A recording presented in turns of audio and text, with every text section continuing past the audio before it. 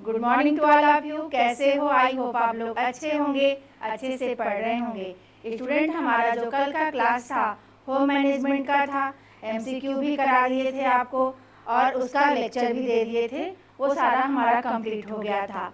आज हम news syllabus लेकर आपके सामने आए हैं, जो आज पूरी तरह से इसके बारे में आपको एक एक चीज़ एक्सप्लेन कर देंगे कि हमको मानव विकास में पढ़ना क्या होता है, चाहे वह एलटी का सिलेबस हो या टीजीटी का हो या पीजीटी का। हम तीनों को आपको यहीं पे क्लियर करा देंगे। इस सिलेबस को आप देख लीजिएगा ताकि आपको पता चल जाए कि हमको बाल विकास में या मानव विकास में पढ़ना क्या है। समझ रहे हो? आप ये सब सोच लो कि जो यूट्यूब पे क्लास दे रहे हैं हम आपको, उसमें अब आप डिसाइड करके बता दीजिएगा हमको कि कौन सा यूनिट पढ़ना चाहोगे। बाकी ये जो हमारी यूनिट है ऐप पे चलने जा रही है, समझ रहे हो ना? हमारा बाल विकास एक फूड एंड न्यूट्रिशन, वो दोनों को हम ऐप पे चलाएंगे। बाकी इसमें से तीनों जो यूनिट बच रही है, 3-4 यूनिट जो आपकी बच रही है, उसमें से आप डिसाइड करके बता दो कि कौन सा यूनिट आपको ज़्यादा कठिन लगता है। तो इसको हम यूट्यूब पे सीक्वेंस में आपको क्लास देते रहेंगे, कराते रहेंगे। क्लियर है? मेरी बातों को समझ पा रहे हो ना? तो कमेंट में भी देखेंगे कि जिसका ज़्यादा जिस पर फोकस करोगे, जैसे क्या है, एक तरह से हम जानेंगे कि किसका किस यूनिट पर जब पढ़ोगे तो किसका विचार उस यूनिट पर ज़्यादा जा रहा है। समझ रहे हो ना? अब एक दो कहोगे कि ये पढ़ाई, चार अगर कह दिए कि ये पढ़ाई, तो हम चार को लेंगे ना। यही चीज़ समझ लो। तो इस चीज़ को हम देखने के बाद डिसाइड कर लेंगे कि आप कौन सी यूनिट हमसे पढ़ना चाहोगे। आई बात समझ में? तो हम आज देखते हैं, इसको भी हम बिना समझे आप नहीं जान पाओगे कि हमको क्या पढ़ना है बाल विकास में। समझ रहे हो? तो आइए हम देखते हैं कि तीनों सिलेबस को हम एक साथ कैसे लेकर चलना है, कैसे तैयारी करनी है एलटीटी, टीजीटी और पीजीटी की। क्लियर है? देखिए, आपका जो ये सिलेबस देख रहे हो, यह एलटी का सिलेबस है, जबकि टीजीटी पीजीटी का बाल विकास में अगर हम देखें तो बहुत कम है, बहुत कम यूनिट है। उतना अगर पढ़ोगे तो कोई उसका फायदा नहीं है।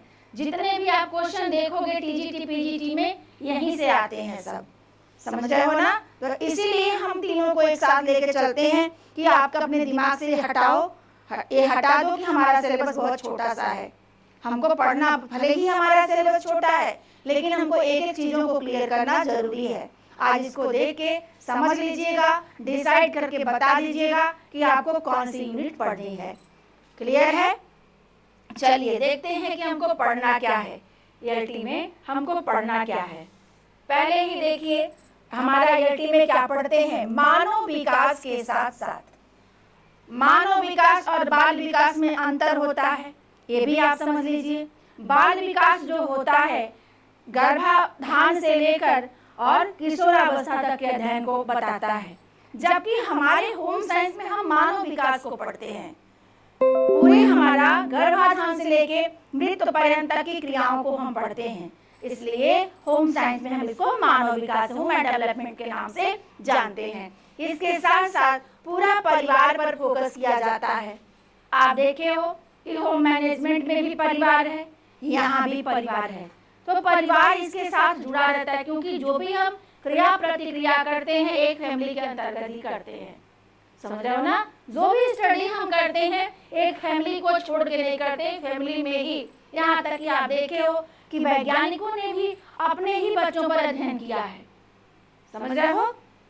तो इस तरह से हम देखेंगे कि ये पारिवारिक अध्ययन और मानव विकास को एलटी में कौन कौन सा चैप्टर पढ़ना है, क्या पढ़ना है हमको।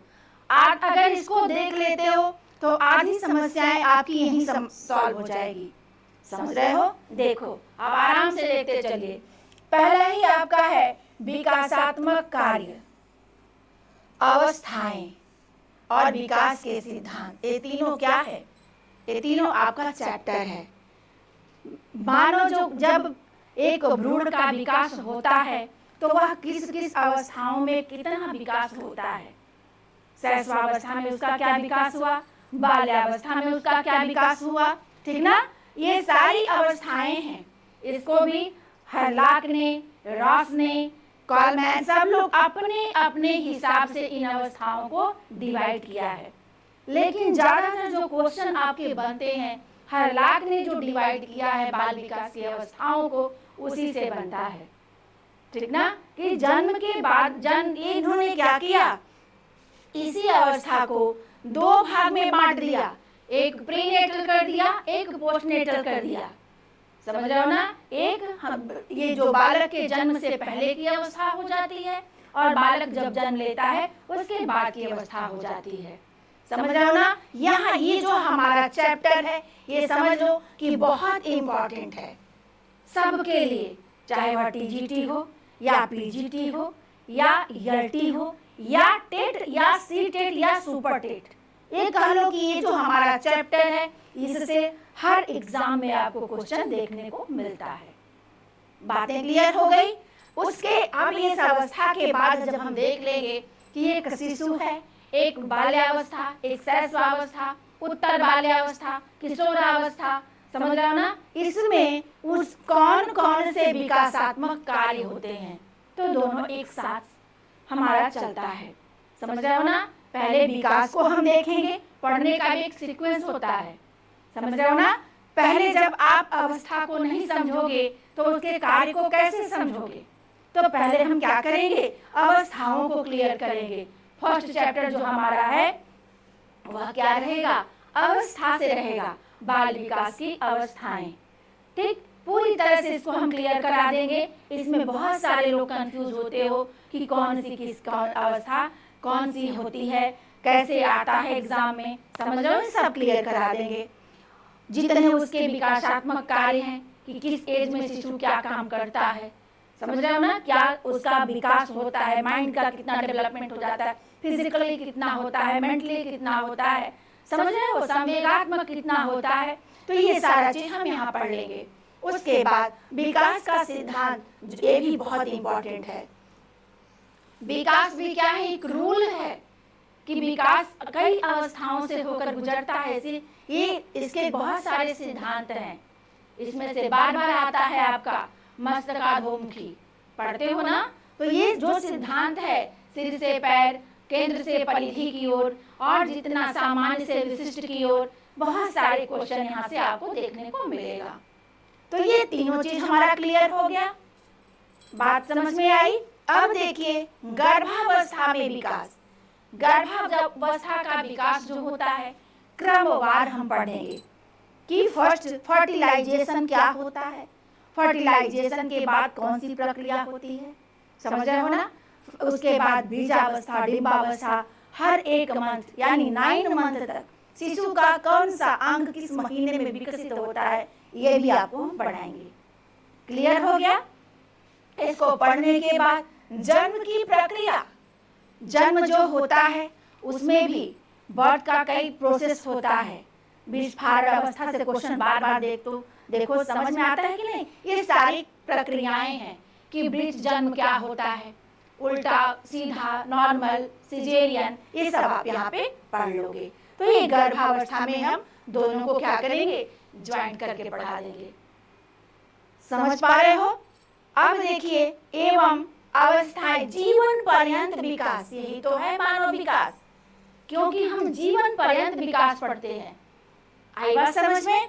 अब देखिए जीवन पर्यंत विकास में विकास के कई पक्ष होते हैं, विकास कई क्षेत्रों से संबंधित होता है। अगर एक पक्ष का विकास होता है तो दूसरा पक्ष उसका तुरंत प्रभावित हो जाता है। समझ रहे हो ना। जैसे मान लो हमारा फिजिकली विकास, अगर हमारा फिजिकल ग्रोथ रुका हुआ है तो हर क्रियाएं कहीं ना कहीं प्रभावित होंगी, हर पक्ष प्रभावित होता है। हम सब क्लियर पढ़ाएंगे आपको। तो शारीरिक विकास में कहीं ना कहीं आपका क्रियात्मक विकास छुपा हुआ है। जैसा आप फिजिकल डेवलपमेंट करोगे वैसे ही एक्टिविटी करोगे, वैसा ही बच्चा एक्टिविटी करेगा कि नहीं करेगा। और जैसा वो एक्टिविटी करता है, सामाजिक ग्रोथ भी, समाज में उसका विकास कैसे होता है, वह समाज में जाता है तो अपने आप को कैसे समायोजन करता है, यही उसका क्या है, सामाजिक विकास होता है। और जो नहीं समायोजन कर पाता है वही तो विशिष्ट बालक है। बहुत आसान है बाल विकास, हर यूनिट आसान है, समझ रहे हो। लेकिन बाल विकास क्या है, एक बच्चे का अगर शुरू से देखते हो सारी एक्टिविटी किशोरावस्था तक आपके घर में हर एज के लोग मिलते हैं, और कहीं ना कहीं वही आप निरीक्षण करो तो देखो तो वही बाल विकास है। आई बात समझ में? वही आपका ह्यूमन डेवलपमेंट है। एक आपके घर में शिशु भी रहता है, एक वृद्ध भी रहता है, और शिशु से लेकर वृद्ध तक की जो जो क्रियाएं होती हैं वही क्या है? वही मानव विकास है। आई बात समझ में? वही क्या है? वही मानव विकास है। समझ रहे हो? अब जब सामाजिक उसका विकास हो रहा है तो संवेगात्मक विकास कैसा है, उसके अंदर भाव कैसे आ रहा है, कुल कैसा उसको वातावरण दे रहे हो। हमारा बालक क्रोधी है कि बहुत प्रेम स्नेह वाला है, कि बहुत शांत है, कि चिड़चिड़ापन उसके अंदर है, कैसा है? यही उसका क्या है? संवेगात्मक विकास है। बातें क्लियर हो रही है ना? Any confusion? अब संवेगात्मक विकास के साथ साथ नैतिक विकास का भी हम अध्ययन करते हैं। यही नैतिक विकास, मॉरल जो डेवलपमेंट है, हम बच्चे को शुरू से जो संस्कार देते हो वही नैतिक विकास है। समझ रहे हो ना? अगर एक बालक एक शैशवावस्था में एक बच्चे को माँ की बात नहीं मानता है, माँ को चिढ़ाता है, माँ के आगे पीछे घूमता रहता है, तो ये उसका क्या है? उस समय का स्वभाव है। वो कोई विशेष क्रिया नहीं होती है, ये उसका स्वभाव है। लेकिन यही स्वभाव अगर वो किशोरावस्था में दिखाता है तो उसे हम क्या कह देते हैं कि यह एक समस्यात्मक बालक है। आई बात समझ में? तो जब इतना डीप स्टडी करोगे तो आप कभी भी कोई भी क्वेश्चन, चाहे वो टेट हो, चाहे सी टेट हो, चाहे सुपर टेट हो, या बाल विकास आपका कोई भी एग्जाम हो, आप क्लियर कर जाओगे। समझ रहे हो ना? हर पक्ष को समझते जाओ, हर विकास को समझते जाओ। समझ रहे हो? यहाँ तक बातें क्लियर हो गई। अब देखते हैं संज्ञानात्मक विकास। कहीं ना कहीं उसके मेंटल डेवलपमेंट से हमारा संज्ञानात्मक विकास, कनेक्टिव डेवलपमेंट जुड़ा हुआ है। समझ रहे हो ना? जैसा उसका संवेगात्मक विकास होता है, जैसा उसका मेंटल डेवलपमेंट होता है, वैसा ही क्या होता है? उसका संज्ञानात्मक विकास भी होता है। उसी संज्ञानात्मक विकास के साथ साथ उसका भाषा विकास भी जुड़ा हुआ है। समझ रहे हो ना? खेल, मानव बालक के जीवन में खेल का भी महत्वपूर्ण स्थान होता है। ऐसा नहीं करना चाहिए कि बालक को दिन भर ही प्रेशर में देना चाहिए कि नहीं पढ़ाई ही करनी है। उसको टाइम टू टाइम हर चीज की जरूरत होती है। तो वह कैसी जरूरत होती है, क्यों जरूरत होती है? क्योंकि खेल के माध्यम से ही वह क्या करता है? रचनात्मक एवं व्यक्तित्व विकास, उसका क्रिएटिविटी पावर बढ़ता है। खेल में ही बच्चा घर बनाना सीखता है, खेल में ही बच्चा ड्राइंग बनाना सीखता है। समझ रहे हो ना? तो कहीं कहीं वो क्या कर रहे हो? उसका कहीं ना कहीं एक रचनात्मक विकास हो रहा है। समझ रहे हो? और वही जैसा यहाँ पे विकसित हो जाएगा, वह क्या करेगा? एक अच्छी सी पर्सनालिटी डेवलपमेंट यहाँ पे हो जाती है, व्यक्तित्व का विकास हो जाता है। व्यक्तित्व भी कई प्रकार का होता है। कई लोगों ने अपने अपने हिसाब से व्यक्तित्व के टाइप बताए हैं और वहीं से आपका क्वेश्चन बनता है। देखते हो ना? अंतर्मुखी, बहिर्मुखी, उभयमुखी पढ़ते हो ना? लंबकाय, गोलकाय, पिकनिक, ये सब क्या है? इसी का टाइप्स है, व्यक्तित्व का प्रकार है। बातें क्लियर हो गई? अब देखिए, ये तो हमारा एक हो गया आपका विकास का पक्ष। वनली अगर हम देखें तो क्या है? बच्चे का ग्रोथ है, ग्रोथ एंड डेवलपमेंट के अंतर्गत आया है। यहाँ पे ग्रोथ नहीं दिया कहीं भी, लेकिन बिना वृद्धि के विकास को हम नहीं पढ़ा सकते। इसीलिए क्वेश्चन वृद्धि और विकास दोनों को साथ में लेकर पूछता है। अब देखिए, यहाँ विकास की बात हो गई। अब वही बालक जो है उसको पूर्व पाठशालीय शिक्षा दी जाती है, ठीक ना? प्री स्कूल गोइंग चिल्ड्रन के लिए कौन कौन सी शिक्षा पद्धति बनाई गई है, ठीक ना? उनकी आवश्यकता क्यों होती है, उनको क्यों एक विशेष दर्जा दिया जाता है कि बच्चों को कौन कौन सी विधियों के द्वारा पढ़ाना चाहिए। रोचक बनाने के लिए हम क्या करेंगे? सारे श्रव्य दृश्य सामग्री का प्रयोग करके बच्चे को पढ़ाएंगे, लिखाएंगे, ये भी सब आपको हम बताएंगे। शैक्षणिक दर्शन एवं कार्यक्रम, कितने भी हम कौन कौन का प्रोग्राम करेंगे ताकि उसका पर्सनालिटी का डेवलपमेंट हो सके। यहाँ तक बात क्लियर हो गई। अब देखिए मानव विकास की थ्योरियां, इसी मानव विकास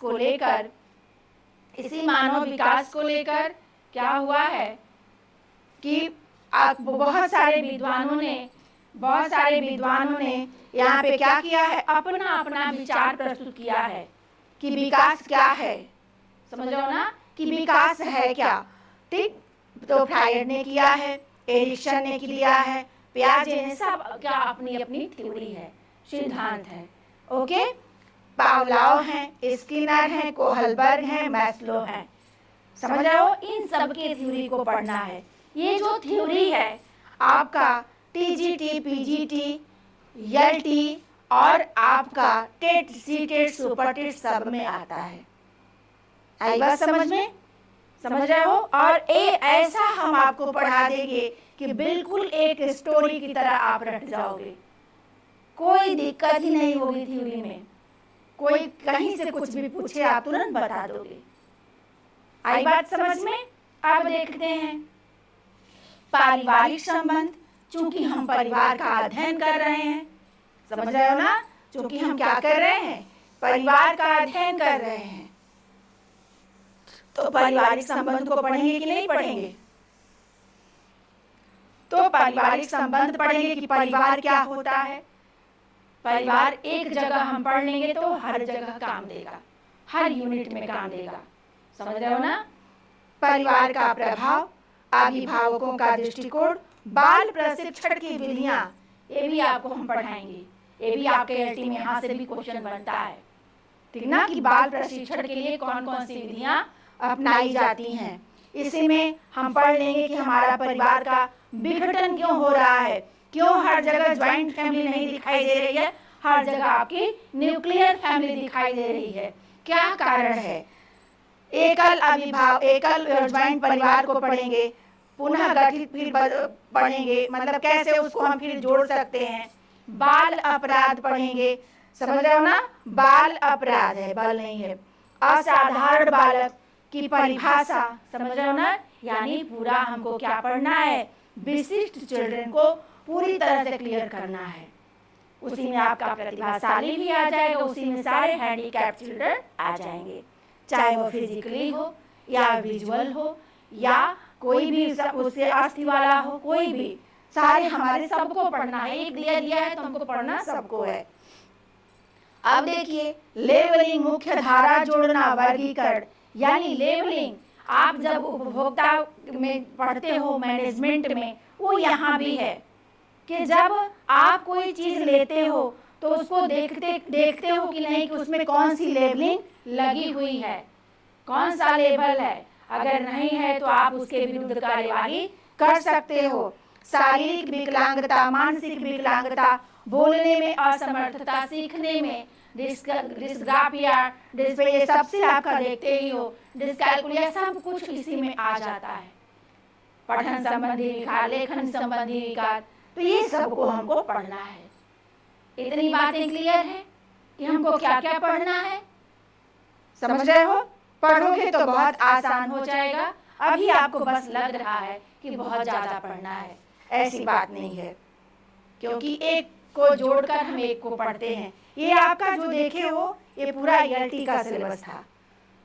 अब ये बताओ कि एलटी के इतने सिलेबस में से आपका कहीं क्या इसमें से पीजीटी में क्वेश्चन नहीं आता, टीजीटी में नहीं आता, आता है कि नहीं आता है।